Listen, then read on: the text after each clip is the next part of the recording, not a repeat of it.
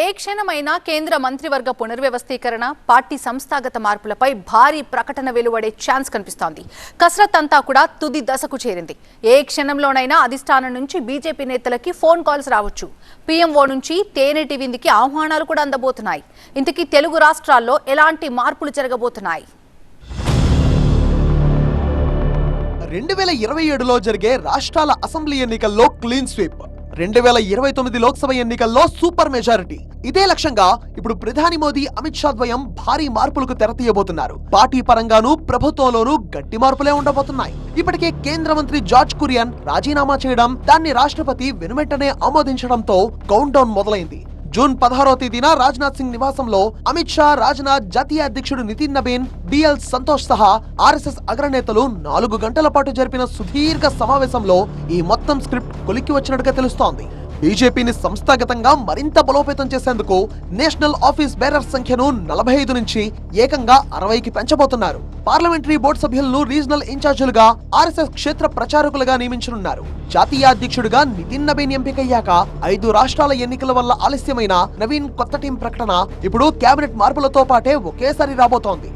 మంత్రివర్గం నుంచి ఉద్వాసన పలికే వారికి పార్టీలో కీలక బాధ్యతలు ఇవ్వడం, పార్టీలో యాక్టివ్ గా ఉన్న వారిని ప్రభుత్వంలోకి తీసుకోవడం ద్వారా ఒకే దెబ్బకు 2 పిట్టల వ్యూహాన్ని అమలు చేస్తున్నారు.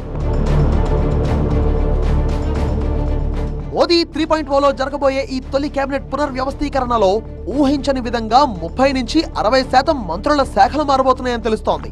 కేవలం పనితీరు, వయస్సు మాత్రమే కాదు, సామాజిక సమీకరణాలు, యువత, మహిళలకు అగ్రతాంబూలం ఇవ్వనున్నారు. ముఖ్యంగా 2027లో ఎన్నికలు జరగబోయే ఉత్తరప్రదేశ్, పంజాబ్, ఉత్తరాఖండ్, గోవా, మణిపూర్, గుజరాత్, హిమాచల్ ప్రదేశ్లతో పాటు మహారాష్ట్ర, పశ్చిమ బెంగాల్, దక్షిణ భారతంపై కూడా అధిష్టానం స్పెషల్ ఫోకస్ పెట్టింది.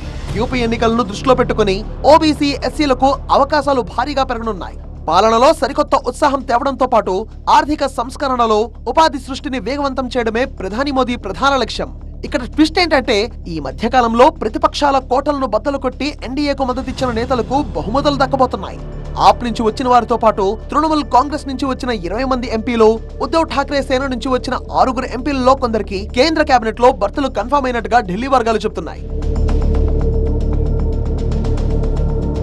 ఇక ఈ పెను మార్పుల ప్రభావం తెలుగు రాష్ట్రాలపై గట్టిగా ఉండబోతోంది. ఆంధ్రప్రదేశ్, తెలంగాణ నేతలకు అటు పార్టీలో, ఇటు ప్రభుత్వంలో కీలక బాధ్యతలు దక్కనున్నాయి. ముఖ్యంగా తెలంగాణపై కమలనాథులు ప్రత్యేక దృష్టి సారించారు. తెలంగాణ నుంచి మంత్రివర్గంలో కొత్త చేరికలు, తీసివేతలతో పాటు తాజా రాజకీయ పరిణామాల నేపథ్యంలో తెలంగాణ ఎంపీల ప్రాతినిధ్యాన్ని మరింత పెంచే ఆలోచనలో ఉన్నారు. మొన్నీ మధ్యే నితిన్ నబీన్ చేసిన 3 రోజుల పర్యటన, తెలంగాణ పర్యటన వివరాలను అమిత్ షా స్వయంగా అడిగి తెలుసుకున్నారు. రాష్ట్రంలో ఏ అంశాల్లో పార్టీ బలంగా ఉంది, ఎక్కడ వెనుకబడింది అనే అంశాలపై ఆరా తీశారు. తెలుగు రాష్ట్రాల నుంచి సీనియర్లతో పాటు యువ నాయకత్వాన్ని జాతీయ స్థాయికి తీసుకెళ్లనున్నారు. గతంలో మోదీ 2.0 కేబినెట్ విస్తరణలో 12 మంది మంత్రులను తొలగించి 30 మంది కొత్త ముఖాలను తెచ్చిన ప్రధాని మోదీ ఈసారి అంతకంటే పెద్ద ఎత్తున మరింత అగ్రెసివ్ గా మార్పులు చేయబోతున్నారని తెలుస్తోంది. ప్రభుత్వంపై వ్యతిరేకతను తగ్గించి ఇమేజ్ ను రీబ్రాండ్ చేసుకునేలా కమలదళం వేస్తున్న ఈ వ్యూహం ఏ రేంజ్ లో సక్సెస్ అవుతుందో చూడాలి.